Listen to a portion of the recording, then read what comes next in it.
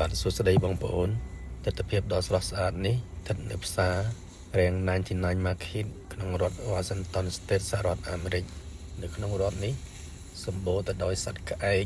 និងសត្វរំពេសត្វក្អែកទាំងនេះគឺវាកំពុងតែដើររកចំណីនៅតាមដងផ្លូវឬតាមទីធ្លាសាធារណៈដោយមិនខ្លាចនឹងមនុស្សឡើយសត្វក្អែកគឺជាសត្វមួយប្រភេទដែលមានរូបរាងពណ៌សម្បុរខ្មៅសុទ្ធប៉ុន្តែជាសត្វមួយដែលវាឆ្លាតវាងវៃអ្នកនិពន្ធអក្សរសាស្ត្រខ្មែរតែងតែលើកយកគុណសម្បត្តិរបស់សត្វក្អែកដើម្បីបញ្ចូលក្នុងកម្មវិធីបង្រៀនដល់សិស្សានុសិស្សសត្វប្រភេទនេះប្រសិនបើវារស់នៅក្នុងប្រទេសណាភាគច្រើនប្រទេសនោះតែងតែមានសុខសន្តិភាពជាក់ស្ដែងស្ថិតនៅក្នុងសម័យសង្គមរាស្ត្រនិយមមុនឆ្នាំ1975ប្រទេសកម្ពុជាសម្បូរដោយសត្វក្អែករស់នៅយ៉ាងសម្បូរសប្បាយសន្តិភាពនិងសុខសាន្តបំផុត